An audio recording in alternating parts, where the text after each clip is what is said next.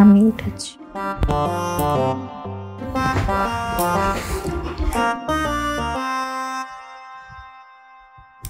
জান, জান্টুস,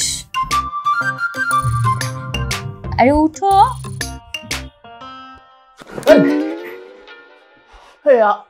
আপনি এখানে কি করছেন? তুমি কি আমার উপর এখনো রাগ করে আছো? আমার কোনো রাগ অভিমান কিছু নেই। আপনি এখানে কেন? কি চান আপনি? তুমি তো রাগ করেই আছো এখনো। এখন আমাকে আপনি আপনি করে কথা বলছো কেন? আপনি আপনি করে বলা যাবে না আমাকে। শোনো, লক্ষ্মী বাচ্চার মতো বসো। দেখো, আমি তোমার জন্য নিজের হাতে পায়েস রান্না করে নিয়ে আসছি। এখন আমি তোমাকে এটা খাইয়ে দিব। কিসের পায়েস? হ্যাঁ, আর কার বাচ্চা? ভাই সৌরভ, বাসা আসছে কিভাবে? দেখ, আমার কোনো দোষ নাই। ওনার সাথে আমার রাস্তায় দেখা হয়েছে, উনি আমাকে জোর করে তোর বাসায় নিয়ে চলে আসছে। এই মেয়ে, কি সমস্যা? কি স্টুডিলা? দেখো আমার মাথা খারাপ করো না। আমার মাথা গরম হলে কিন্তু এই গরম পায়েস একেবারে মাথায় ঢেলে দিব কিন্তু।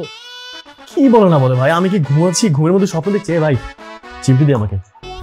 তোমার কাটা লাগবে না, আমি করতেছি। কাটলাম চিমটি। এবার বলো, স্বপ্ন নাকি বাস্তব? বুঝতে পারছো? নাও, হা করো। আমি খাবো না। খাবো না মানে? এত কষ্ট করে রান্না করে নিয়ে এসেছি, খাবে না? নাও। আমি বললাম না আমি খাবো না। আরে খা না, খা খা, খাবার জিনিস তো। আসো, উনি কিন্তু নাসর বান্দা, না খেলে তোর বাসা থেকে যাবে না। খা। নাও।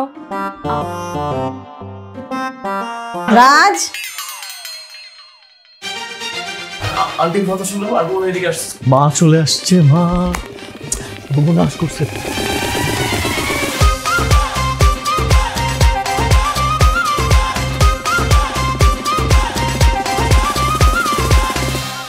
রাজ, কি রে? আরে সৌরভ, কখন আসছিস? জি আন্টি, জি এখন আসছি আমি। আচ্ছা, আমি ভেতর থেকে কার যেন শব্দ পেলাম।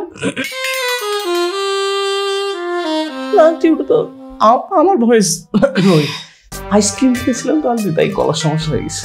হ্যাঁ মা, ওর গলা একদম মেয়েদের মতো হয়ে গেছে। থাপ্পড় মেরে তো দাঁত আমি ফেলে দিব।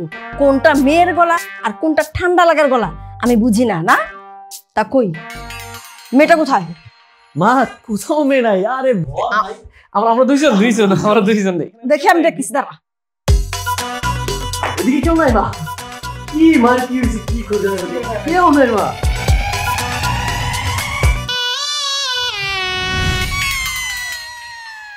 আসসালামু আলাইকুম আন্টি।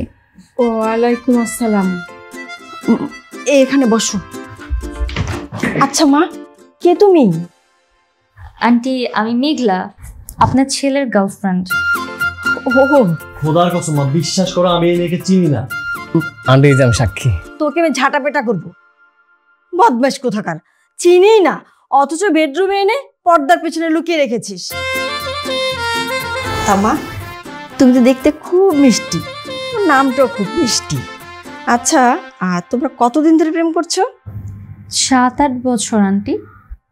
7-8 বছর? অথচ দেখো, ও আমাকে কিচ্ছু বলেনি, হতচ্ছাড়া কোথাকার। ও তো আমাকে এটাও বলে নাই যে ওর মা আছে। ফাজিল একটা। আচ্ছা, তোমার হাতে কি মা?